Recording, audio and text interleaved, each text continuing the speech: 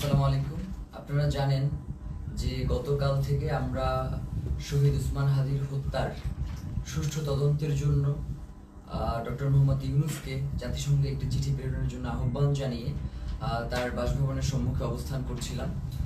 আমরা খুব গুটি কয়েক মানুষ সেখানে ছিলাম এবং আমরা পুরো গতকাল 4টা থেকে আজকের এই সময় পর্যন্ত শহীদ উসমান হাদির স্ত্রী, তার সন্তান এবং আমরা পুরোটা সময় ধরে কিভাবে শান্তিপূর্ণভাবে আমাদের এই দাবিটা আদায় করা যায় সেটা নিয়ে আমরা আমাদের মতো করে এগুচ্ছিলাম এবং আমাদের সাথে সরকারের বিভিন্ন সময়ে তারা কোনোভাবেই আমাদের কাছে ওইভাবে করে যোগাযোগ করতে তারা স্বাচ্ছন্দ্য বোধ করে না। আমাদের কাছে মনে হয়েছে নয়তো 8 ঘন্টা শহীদ উসমান হাদির স্ত্রী যমুনার সামনে ছিলেন, যমুনা থেকে একজন পিয়ন বের হয়ে তাকে সম্মান জানানোর এতটুকু প্রয়োজন বোধ করেন নাই।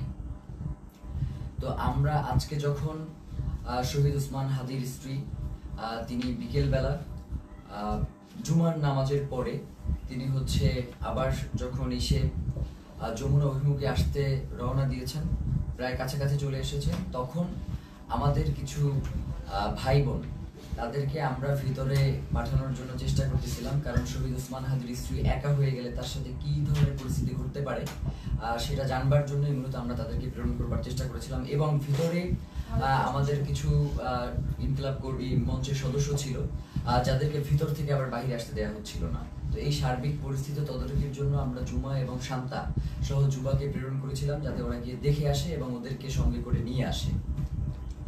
তো প্রথম অবস্থায় সেটা হচ্ছে পুলিশ কোনোভাবেই তাদেরকে ভিতরে যেতে দিবে না। তো ওরা অনেকভাবে বোঝানোর চেষ্টা করেছে কিন্তু কোনোভাবেই ওরা মানতে ছিল না। পরবর্তীতে আমরা বলেছিলাম যে এবং এটা তো একদম খুবই সহজ ব্যাপার, 1 মিনিটের ব্যাপার, আমাদেরকে সরিয়ে দেওয়া এই ওখান থেকেই করা।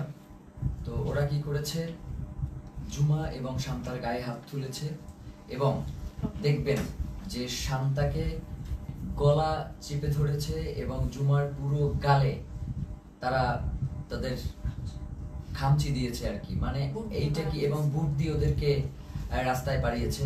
তো এই যে ফ্যাসিবাদী আমলের যেই পুলিশ, এই যে পুলিশ লীগ, তারা আবার নতুন করে যে মাথাচাড়া দিয়ে হচ্ছে এবং তাদেরকে যে কেউ কন্ট্রোল করতে পারছে না। আমরা দেখতেছিলাম যখন আমাদের উপরে হামলা হয়েছে তখন পুলিশের ঊর্ধ্বতন কয়েকজন কর্মকর্তা, ডিবি কমিশনার, তিনি চেষ্টা করছিলেন বারংবার যে আসলে যাতে আমাদের উপরে হামলাটা না হয়, কিন্তু পরক্ষণেই আমরা দেখতে পেয়েছি যে তার আদেশ অমান্য করে পেছন থেকে পুলিশের কিছু সদস্য তারা অতর্কিত হামলা করেছে এবং আমাদের ভাইদেরকে রক্তাক্ত করেছে। তো আমরা ইনকিলাব মঞ্চের পক্ষ থেকে এর তীব্র নিন্দা জানাই এবং যারা এই আক্রমণের সাথে জড়িত রয়েছে তাদেরকে অতি দ্রুত বিচারের মুখোমুখি করবার জন্য আহ্বান জানাই। কারণ বাংলাদেশের জনগণ এই মুহূর্তে প্রচন্ডভাবে তারা ক্ষেপে রয়েছে, তারা কোনোভাবেই এই ব্যাপারটাকে মেনে নিতে পারছে না। যার কারণে আমরা বলবো বাংলাদেশের আইন শৃঙ্খলা পরিস্থিতি এবং জনগণকে শান্ত রাখবার জন্য আপনাদের অতি দ্রুত আজকে কারা কারা হোটেল ইন্টারকন্টিনেন্টাল এবং যমুনার যে সকল পুলিশ সদস্য দায়িত্বে ছিলেন তাদেরকে চিহ্নিত করার ব্যবস্থা করেন। এবং তারা যেই কাজটা করেছে সেটা হচ্ছে অধিকাংশ পুলিশ সদস্যের কোনো নেম প্লেট ছিল না, তারা নেম প্লেট খুলে ফেলেছে এবং প্রত্যেকে মাস্ক পরা ছিল। এই যে মাস্ক পরে নেম প্লেট খুলে যে হামলা, এই হামলা তো আমরা, এবং হেলমেট পরে এই হামলাগুলো তো আমরা দেখেছি ফ্যাসিবাদী হাসিনার আমলে। তাহলে কি এখন যমুনা পাহারা দিচ্ছে বা যমুনায় বসে আছে কি হাসিনা সেই ফ্যাসিবাদী আমলের পুলিশ লীগ কিনা সেটা আমরা জানতে চাই। সেই সাথে এসএসএফ আজকে প্রচন্ড রকমের দুর্ব্যবহার করেছে আমাদের সাথে, আমাদের যুবাকে রাস্তায় ফেলে মেরেছে এবং মাথায় আঘাত করেছে, ছাদকে মেরেছে। তো এই যে, এবং আমাদের ইনকিলাব মঞ্চের এমন কোনো কর্মী নাই যে আজকে এই হামলায় আহত হয় নাই। তো এখন আমরা এই প্রশাসনের কাছে জানতে চাই, আমরা তো সুনির্দিষ্ট একটা দাবি নিয়ে ওখানে গিয়েছিলাম যে জাতিসংঘের অধীনে যাতে শহীদ উসমান হাদির হত্যার বিচারটা করা হয়, এই তদন্তটা নিশ্চিত করা হয়। তাহলে কারা শহীদ উসমান হত্যার তদন্ত জাতিসংঘের অধীনে দিতে চায় না, যে আজকে স্পষ্ট হয়ে গেছে। আমরা মনে করছি যে প্রধান উপদেষ্টার, আমরা মনে করছি এই যে উপদেষ্টা পরিষদটা যে রয়েছে, এই উপদেষ্টা পরিষদের একটা অংশ শহীদ উসমান হাদির খুনের সাথে জড়িত, নয়তো কোনোভাবেই এভাবে আর কি অমানবিকভাবে আক্রমণ করার কোনো প্রশ্নই আসে না, যেহেতু এটা শান্তিপূর্ণ অবস্থান ছিল। এবং আপনারা দেখবেন যে প্রধান উপদেষ্টার দপ্তর থেকে একটা তারা প্রেস রিলিজ দিয়েছে এবং সেখানে বলেছে যে আমরা নাকি জল কামানের উপরে উঠে গিয়েছিলাম, অথচ ছবিতে স্পষ্ট করে দেখা যাচ্ছে যে আমরা উল্টো জনগণকে শান্ত করবার জন্য চেষ্টা করছিলাম। যখন জনগণ দেখেছে যে ভিতরে জুমা এবং শান্তাকে রাস্তায় ফেলে মারা হচ্ছে, জনগণ কোনোভাবেই এটা মেনে নিতে পারে নাই, যার কারণে এইখানে ওই উদ্ভূত পরিস্থিতির সৃষ্টি হয়েছে। এর পুরো দায়ভার ওইখানে দায়িত্বরত পুলিশ প্রশাসন এবং সরকারকেই বহন করতে হবে। প্রিয় ভাইয়েরা, আপনাদেরকে স্পষ্ট করে জানাই যে সামনে খুবই গুরুত্বপূর্ণ একটা নির্বাচন রয়েছে 12 তারিখ। এখানে বাংলাদেশের স্বাধীনতা, সার্বভৌমত্ব সহ বাংলাদেশের নিরাপত্তা জনিত বেশ কিছু বিষয় জড়িত রয়েছে, যার কারণে অবশ্যই 12 তারিখে নির্বাচন হতে হবে। এবং যারা 12 তারিখে নির্বাচন বানচাল করে দেওয়ার জন্য আমাদের উপরে আক্রমণ করেছে, তাদের এই নীল নকশাকে বৃদ্ধাঙ্গুলি দেখিয়ে আমাদের জনগণের অধিকার আমাদের বাস্তবায়ন করতে হবে। প্রিয় ভাইয়েরা, জনগণ, বাংলাদেশের জনগণ প্রচন্ড শান্তিপ্রিয় এবং তারা সব সময় সরকারকে সহযোগিতা করে আসছে, কিন্তু সরকার সেই জনগণের উপরে আজকে মুহুর্মুহু sound grenade, tear shell, rubber bullet এগুলো নিক্ষেপ করেছে। এবং এখনো তারা বিভিন্ন জায়গায়, যেমন শাহবাগে এখনো সম্ভবত আক্রমণ চলছে। একটু আগেও আমরা এই লাইভ শুরু করবার আগে দেখতেছিলাম যে শাহবাগে আক্রমণের মতো ঘটনা ঘটতেছে। তো এবং 100-র অধিক শাহবাগেও আহত হয়েছে। তো এই যে পুলিশের ন্যাক্কারজনক হামলা এবং তাদের যে লাগাম টেনে ধরা হচ্ছে না, তারা বলছে, মানে আপনি একটা জিনিস খেয়াল করেন, তারা বলছে যে আয় হাদির লাশ নিয়ে যা। মানে এইটা পুলিশের, মানে সে যদি আওয়ামী লীগ না হয়, সে যদি মানে সত্যিকার অর্থেই কোনো পুলিশ সদস্য হয়ে থাকে, তাহলে তার এই ধরনের কথা বলবার কোনো প্রশ্নই আসে না। তো আমরা স্পষ্টভাবে বুঝতে পারছি যে বর্তমান পুলিশ প্রশাসনের এই যে আওয়ামী লীগ গোষ্ঠী যারা এখন পর্যন্ত রয়ে গেছে, তাদেরকে ছাঁটাই করবার না করবার কারণে এই ধরনের উদ্ভূত পরিস্থিতি তৈরি হয়েছে। এর দায়ভার এই অন্তর্বর্তীকালীন সরকারকেই নিতে হবে। এবং আমরা আশঙ্কা করছি যে যমুনার ভিতরে হয়তো অন্তর্বর্তীকালীন সরকার সেফ না, কারণ যারা আমাদের উপরে যেইভাবে আক্রমণ করেছে, তারা যে কোনো মুহূর্তে যমুনায় ডক্টর মোহাম্মদ ইউনূসের উপরে আক্রমণ করতে পারে। এই ধরনের একটা আমরা আশঙ্কা বোধ করছি, কারণ এদের আক্রমণের সাথে হাসিনার পুলিশ লীগের আক্রমণ পুরোপুরি মিলে যাচ্ছে। এবং সেই সাথে আমরা এটাও আপনাদেরকে বলতে চাই যে আমরা দেখতেছেন তো আমাদের কি অবস্থা, তারপরেও আমাদেরকে শান্তিপূর্ণভাবে সকল অবস্থার মোকাবেলা করতে হবে।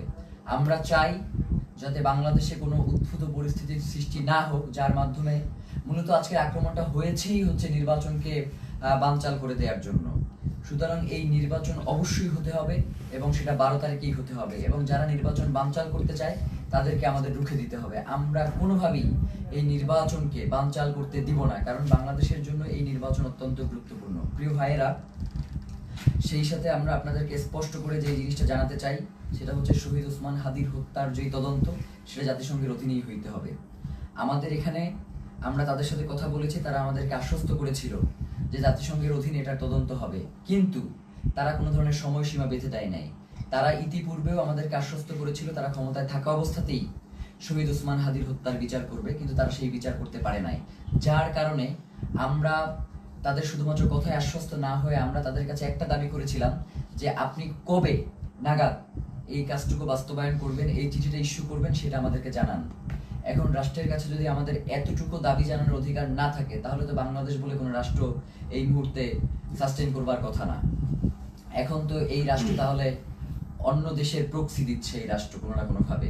তো প্রিয় ভাইয়েরা, আপনাদেরকে স্পষ্ট করে বলি, শহীদ ওসমান হাদির হত্যার তদন্ত জাতিসংঘের অধীনেই হইতে হবে এবং 8 তারিখে অবশ্যই এই অন্তর্বর্তীকালীন সরকারকে জাতিসংঘের কাছে চিঠি প্রেরণ করতে হবে। প্রিয় ভাইরা, এক্ষেত্রে আমাদের কিছু দাবি রয়েছে। চিঠি শুধু প্রেরণ করলেই হবে না, চিঠির ভিতরে নিম্নলিখিত আমরা যে বিষয়গুলো বলবার চেষ্টা করছি সেগুলো অন্তর্ভুক্ত থাকতে হবে। প্রথমত, সরকারকে UNOSCHR কে অনুরোধ করতে হবে যেন তারা শহীদ শরীফ ওসমান হাদি হত্যাকাণ্ডে একটি স্বাধীন ও নিরপেক্ষ ইন্ডিপেন্ডেন্ট ফ্যাক্ট ফাইন্ডিং ইনভেস্টিগেশন পরিচালনা করে। এই তদন্তের স্পষ্ট কার্যপরিধি থাকবে যাতে ঘটনার সত্যতা নির্ধারণ, দায়ী ব্যক্তি ও তাদের সহায়ক নেটওয়ার্ক শনাক্তকরণ এবং জবাবদিহিতা নিশ্চিত করে করণীয় সুপারিশ অন্তর্ভুক্ত থাকবে। সরকারকে অনুরোধ করতে হবে যেন তদন্তে শুধু সরাসরি হামলাকারীদের নয়, বরং আড়ালে থাকা পরিকল্পনা ষড়যন্ত্র, জড়িত থাকা বা সহযোগিতা, সহায়তা প্রদান কিংবা আশ্রয় প্রশ্রয় ও চিহ্নিত করা হয়, যা হত্যাকাণ্ড ও পরবর্তী পালিয়ে যাওয়াকে সম্ভব করেছে। মূল কথা হচ্ছে, খুন যারা করেছে, খুনের পেছনে যারা পরিকল্পনা করেছে, এখন পর্যন্ত খুনিদেরকে যারা আশ্রয় প্রশ্রয় দিয়ে রাখছে, তাদেরকেও এই তদন্তের মাধ্যমে উদ্ঘাটন করে নিয়ে আসতে হবে। সরকারকে পূর্ণ সহযোগিতার নিশ্চয়তা দিতে হবে। এতে প্রাসঙ্গিক প্রমাণ ও স্থানসমূহে প্রবেশাধিকার অন্তর্ভুক্ত থাকবে। একই সঙ্গে রাষ্ট্রীয় বা অরাষ্ট্রীয় কোনো পক্ষের হস্তক্ষেপ না হওয়ার নিশ্চয়তা প্রদান করতে হবে। কিছু অভিযুক্ত সন্দেহভাজন বিদেশে পালিয়ে থাকতে পারে এমন প্রতিবেদনের প্রেক্ষিতে সরকারকে OSCHR এর সহায়তা চাইতে হবে, যাতে স্ট্রাকচার্ড ক্রস বর্ডার কোঅপারেশন নিশ্চিত হয়। এর মধ্যে লিগ্যাল অ্যাসিস্ট্যান্স ও ইনফরমেশন শেয়ারিং অন্তর্ভুক্ত থাকবে, যাতে দায়ীরা জবাবদিহিতা এড়িয়ে যেতে না পারে। মূল কথা হচ্ছে, শহীদ ওসমান হাদির হত্যার তদন্ত জাতিসংঘের অধীনেই হইতে হবে এবং এই তদন্ত কাজ যাতে কোনো ধরনের বাধাগ্রস্ত না হয়, সকল ধরনের সহযোগিতা এই রাষ্ট্রের পক্ষ থেকে নিশ্চিত করতে হবে।